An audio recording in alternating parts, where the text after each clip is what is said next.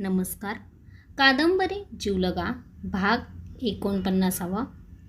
शैलेश आणि वीरू हे पुन्हा आपल्या आयुष्यात येतील याची कल्पना सोनियाने कधी केली नव्हती.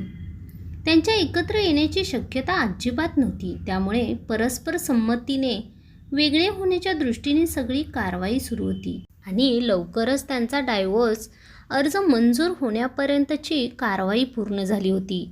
आणि आता हे अचानक अपघाताच्या निमित्ताने नीतीने पुन्हा जवळ आणून ठेवले होते. जिच्यासाठी शैलेश आपल्याला सोडून देण्याची भाषा करीत होता तिनेच ऐनवेळी आधाराच्या वेळी शैलेशची साथ सोडली. खरी जाणीव, खरे प्रेम म्हणजे नेमके काय हे तिला उमजले असेल का? म्हणूनच काही संबंध नाही तशी एक त्रयस्थ माणसाने वागावे तसे वागली ती. केवळ माणुसकी म्हणून अपघातात सापडलेल्या शैलेशला हॉस्पिटलमध्ये आणून टाकीत ती त्याच्या आयुष्यातून निघून गेली कायमची. आता तरी आपल्या शैलेशचे डोळे उघडतील का? वीरू तर बोलून चालून लहान अबोध लेकरू आहे. त्याला जन्मदात्या आईची ओढ आहे. हे जरी शैलेशला कळाले तर इथून पुढे तो नक्कीच बदलेल. या सगळ्या विचारातून बाहेर पडल्यावर मन स्थिर झाल्यावर सोनियाला जाणवले, अरे बापरे, आता रूमवर नेहा एकटीच आहे. घरातले सगळे पाहण्यासाठी आपण इथे अडकून पडलो. त्यात अनिता रोहनसोबत असणार परवापर्यंत. आणि नेहा सांगून गेली, बाहेरचे काही मागवू नकोस, मी सकाळी चहा आणि खाण्याची घेऊन येते आहे. नेहाची आठवण होऊन सोनियाच्या मनात विचार येऊ लागले. खरेच फार वेगळी मुलगी आहे ही. प्रत्येक स्थितीत वागताना सगळ्या गोष्टींवर किती कंट्रोल असतो तिचा. कमाल आहे या पोरीची. सोनियाने मधुरिमा दीदीला फोन लावला. इकडचे अपडेट दिले तिला. ते ऐकून दीदी म्हणाली, सोनिया तू नेहाचा विचार करू नको. फक्त शैलेश आणि वीरू आणि हॉस्पिटलचे बघ. मी इकडचे मॅनेज करते, काळजी घे. आणि हो, तू आणि शैलेश एकत्र येत आहेत ही सगळ्यात आनंदाची गोष्ट आहे. अनिता आणि रोहन ही जोडी लवकरच सेटल होते आहे. म्हणजे अब बारी नेहाची आणि हेमूची. त्यांच्यासाठी काहीतरी झटपट करावे लागणार आहे मला. सोनियाने बाय करीत फोन कट केला. शैलेश आणि वीरूला झोप लागली होती. वीरूच्या जवळ बसून सोनियाचाही डोळा लागला. नेहाच्या गावी घरी सध्या अगदी आनंदाचे वातावरण होते. देसाई साहेबांच्या मुलीला भारतीला पाहून निघताना आजोबांनी सगळ्यांच्या वतीने सांगून टाकले होते, भारती आमच्या परिवारात सुनबाई म्हणून येणार हे नक्की. पण त्यासाठी आमच्या कन्येचे, नेहाचे सुद्धा आम्हाला जमवायचे आहे. बस हे जमले की दोन्ही कार्य एकाच वेळी होतील. हे सगळे आठवून नेहाच्या आईने नेहाला फोन लावला. रोजच्या वेळेला तिकडे नेहा वाट पाहते आणि आज तर ती जास्त उत्सुक असणार, कारण ती पहिल्यांदा तिच्या होणाऱ्या वहिनीला फोटोत पाहणार होती. कालच्या भेटीत अलका वहिनींनी खूप फोटो काढले होते. त्यात एकट्या भारतीचे जास्त फोटो होते. सुंदर भारती फोटोत जास्तच सुरेख दिसते आहे असे घरी आल्यावर तिचे फोटो पाहताना सगळ्यांनी अलकाला बोलून दाखवले.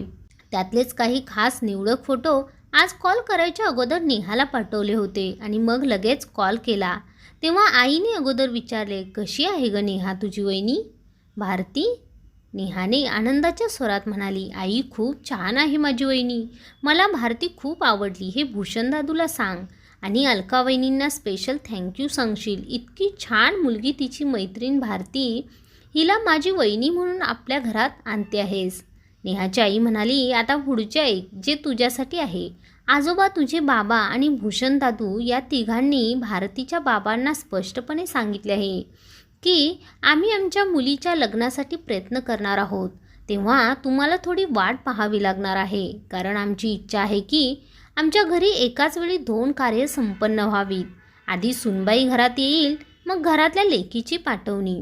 आणि नेहा, आणखीन एक महत्त्वाचे, त्यासाठी तू नोकरी सोडून देऊन इकडे यायचे आहे. त्यासाठी भूषण दादूला तिकडे कधी पाठवायचे आहे हे लवकरच ठरेल. नेहा, तुझी मावशी इतक्यात परदेशातून येत नाही आहे. ती मधुरिमा तिकडेच गेली आहे. मग कोणा अनोळखी मुलींच्या सोबत भाड्याच्या घरात राहून नोकरी करण्याचा तुझा विचार आता यापुढे कुणालाही पटणारा नाही आहे, आवडणारा नाही आहे. अगदी मी सुद्धा सगळ्यांशी सहमत आहे. तेव्हा तू आता तुझ्या मनाची तयारी करावी हे उत्तम. आज आईने एक छान आणि आनंदाची बातमी दिली. पण त्याहीपेक्षा इथून गावाकडे येण्याबद्दल पुन्हा पुन्हा स्पष्ट शब्दात सांगून टाकले आहे. आणि आपल्याला माहिती आहे, आपल्या घरात आजोबा आणि बाबांनी जे ठरवले त्याप्रमाणे होणार म्हणजे होणार. हेमूला हे सर्व सांगावे लागणार. तो सांगेल त्याच्या आईबाबांना. पण आपण कसे आणि कधी सांगायचे या हेमूबद्दल? आपल्यासोबत काम करणारे एक कलीग, एक बॉस इतकीच माहिती आहे त्याच्याबद्दल. आता हेमूसोबत बोलून निर्णय घेणे भाग आहे.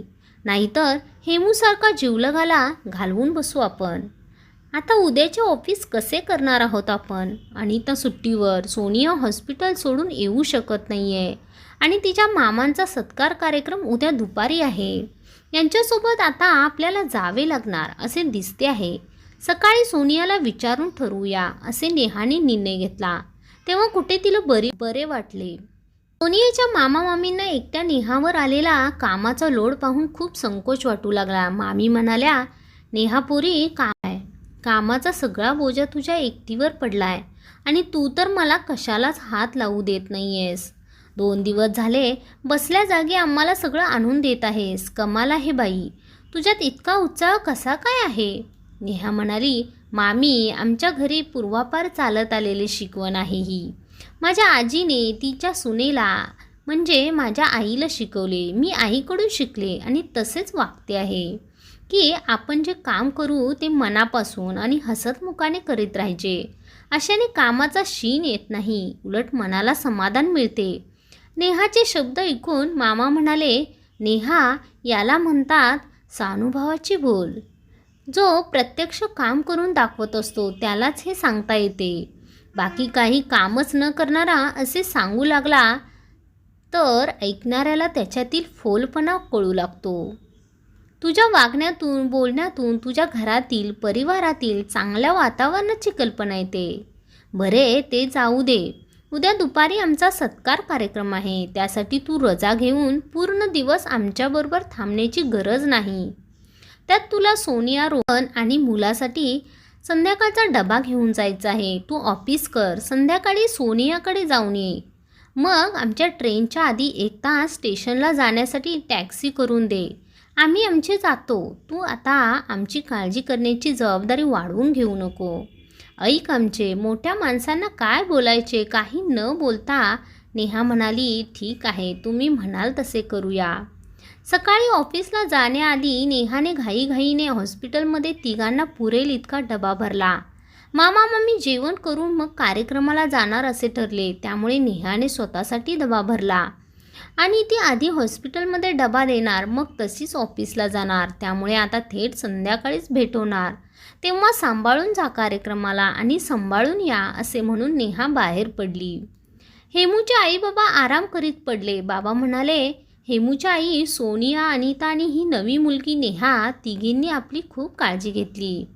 मधुरिनाच्या शब्दाखातीर या तिघींनी आपला पाहुणचार अगदी मनापासून केलाय असा विचार करीत बसलेले असताना बाबांचा फोन वाजला. पलीकडून मधुरिमा बोलत होती. तिचा आवाज ऐकून ती म्हणाले, तुझ्याबद्दलच विचार करीत होतो. बाकी इथे आम्ही सोनियाचे मामा मामी म्हणून आलो खरे, पण आमचा खरा पाहुणचार केला तो सोनियाच्या रूममेट म्हणून राहणाऱ्या नव्या पोरीने, नेहाने. मधुरिमा मनातल्या मनात हसली आणि म्हणाली, आता मी जे सांगते ते ऐका. तुम्ही सोनियाचे मामा मामी आहेत हे मी सांगितले म्हणून तुम्ही सर्वांनी ऐकले.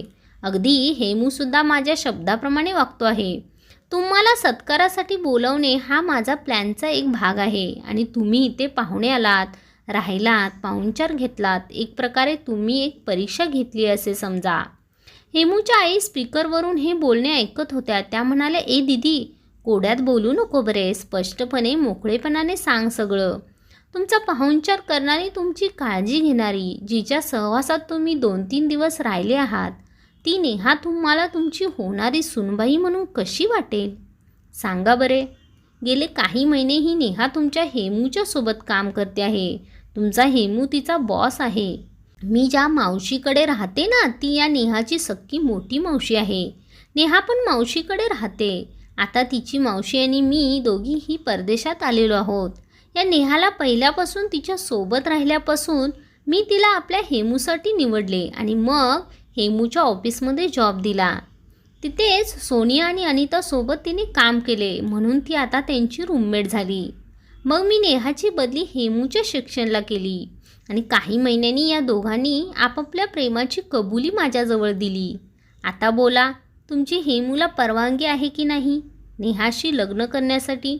मधुरिमाने एकदाचा हा गोप्यस्फोट करून टाकला. तिचे सांगणे ऐकल्यावर हेमूचे आईबाबा म्हणाले, मधुरिमा, कमाल केलीस बरे का. 2 दिवस आम्ही या नेहाच्या सोबत राहून पाहिले आणि मनात कितीदा येऊन गेले की ही नेहा आपल्या हेमूसाठी अगदी योग्य आहे आणि आपल्या घराला सांभाळून घेणारी आहे. पण वाटायचे हे असे वाटून काय उपयोग? हिच्याबद्दल, हिच्या घरच्यांबद्दल काहीच माहिती नाही. शिवाय तिच्या घरच्यांना आमच्याबद्दल काहीच माहिती नाही. जाऊ दे, आपल्या नशिबात नाही आहे इतकी गुणी पोरगी. मधुरिमा म्हणाली, आता तर माहिती झाले ना, आता हे कसे जुळवून आणायचे ते पण सांगते. तुम्हाला मी संध्याकाळी नेहाच्या घरचे सगळे डिटेल्स देते, मग तुम्ही ठरवा कसे करायचे. आणि हो, तुम्ही हेमूचे आईबाबा आहात हे अजून नाही कळू द्यायचे या नेहाला. मी सांगेपर्यंत सस्पेन्स असू द्या.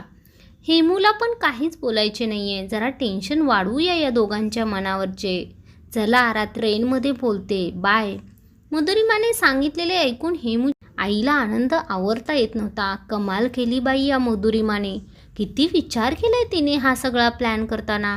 हेमूचे बाबा म्हणाले, आपण कार्यक्रमाहून आलो की मग नेहाकडून तिच्या घरच्यांची माहिती तर घेऊया, म्हणजे कल्पना येईल आणि त्याप्रमाणे काही करता आले तर आपणच पुढाकार घेऊन करू. सारखी मुलगी सुनबाई होऊन घरात येणे खरेच खूप छान होईल. नेहा ऑफिसमध्ये पोचली. काम सुरू झाले आणि तिचा फोन वाजला. नवीन नंबर दिसला. तिने कॉल घेत विचारले, कोण बोलते आहे पलीकडून? तिच्या अलका वहिनींचा आवाज आला. नेहा, मी बोलते आहे, पण नंबर मात्र तुझ्या होणाऱ्या वहिनी साहेबांचा भारतीचा आहे. घे, बोल तिच्यासह. हॅलो भारती वहिनी, असेच म्हणू ना? नेहाने विचारले. भारती म्हणाली, शुअर, वहिनी म्हणलेले आवडेल, फक्त अहो वगैरे नको, ए वहिनी असे म्हण. नेहा म्हणाली, ए वहिनी, आपण दुपारी लंचमध्ये बोलूया निवांत. आता मला मीटिंग आहे. फोन ऑफ असेल, मीच करेल कॉल. भारती म्हणाली, ठीक आहे नेहा, तू दुपारी आठवणीने कॉल कर, मी वाट पाहीन. बाय, चालू दे तुझी ड्युटी. नेहा मीटिंग हॉलमध्ये आली. तिने हेमूला 2 दिवसाचे अपडेट दिले. ते ऐकून हेमू म्हणाला, किती छान योगायोग आहे बघ. एका पाठोपाठ अनिता आणि सोनिया त्यांच्या लाईफमध्ये सेटल होत आहेत. नाहीतर दोघी सतत परेशान असायच्या. आता खुश असतील दोघी. नेहा म्हणाली, हो ते तर आहेच. आपल्यासाठी 50-50 बातमी आहे. थोडी खुशी, थोडा गम. हेमू म्हणाला, ए बाई, उगीच टेन्शन नको वाढवू. काय ते स्पष्ट समजेल असे सांग. माझ्या भूषण दादूचे लग्न ठरले आहे. कालच त्याने मुलगी पसंत केली आहे आणि आमच्या बाबांनी मुलीच्या वडिलांना एक कंडिशन टाकली आहे. ती म्हणजे मुलाच्या बहिणीचे, म्हणजे माझे लग्न आधी, मग भावाचे. हेमू, आता आपण दोघांनी आपल्याला घरी सांगायला हवे आहे. जास्त वेळ घालवणे नको. हेमू म्हणाला, हो ते तर करावे लागणार. तू पण मनाची तयारी कर. या मंथ एंडला मी पुन्हा गावाकडे जातो आणि आईबाबांना सांगतो, तुम्ही ज्या मुलीच्या हातचा पाहुणचार घेतला आहे तीच तुमची होणारी सुनबाई आहे. आम्हाला तुमची परवानगी द्या. हे ऐकून नेहा म्हणाली, भूषण दादू, मला नेण्यासाठी इथे येण्या अगोदर मला एकदा गावी जाऊन स्वतः आपल्याबद्दल सांगावे लागणार आहे. मला वाटते आपण दोघेही एकाच वेळी आपापल्या गावी जाऊन घरच्यांना सांगूया आपल्याबद्दल. हेमू आणि नेहा दोघांचे यावर एकमत झाले. दुपारचा सत्कार समारंभ आटपून आई बाबा घरी येऊन आराम करीत होते. गावी परत जाण्याची त्यांची तयारी कधीच झाली होती. नेहाच्या ऑफिसमधून येण्याची ते वाट पाहत होते. मधुरिमाकडून हेमू आणि नेहाच्याबद्दल ऐकल्यापासून त्या दोघांची तिच्याकडे पाहण्याची नजरच बदलून गेली होती. ही इतकी छान, गुणी आणि गोड मुलगी आपली सुनबाई होणार याचा दोघांना खूप आनंद होत होता. पण आपण कोण आहोत हे नेहाला सांगायचे नाही आहे. मधुरिमाने पुन्हा पुन्हा बजावून सांगितले होते. नेहा घरी आली. आधी तिने चहा टाकला. चहा घेताना तिने सत्कार समारंभाबद्दल विचारले. गौरवचिन्ह, सन्मानपत्र पाहिले. नेहाच्या स्वभावातील आपलेपणा आणि प्रेम पाहून हेमूच्या आईबाबांचे मन आतून सारखे भरून येत होते. पण हे सगळे नेहाला जाणून द्यायचे नाही. ही गोष्ट त्यांना खूप कठीण वाटत होती. गावाला निघायच्या आधी हेमूच्या बाबांनी नेहाच्या घरच्यांबद्दल माहिती करून घेतली. नाव, फोन नंबर आपल्या फोनमध्ये सेव्ह करून घेतला. वेळेचे 1 तास अगोदर ते स्टेशनला निघाले. ते निघाले तेव्हा ती हेमूच्या आईबाबांच्या पाया पडली. हेमूची आई म्हणाली, आमचे आशीर्वाद आहेत तुला. सगळ्या गोष्टी तुझ्या इच्छेप्रमाणे हो. आधी ठरल्याप्रमाणे हेमू स्टेशन बाहेर येऊन उभा होता.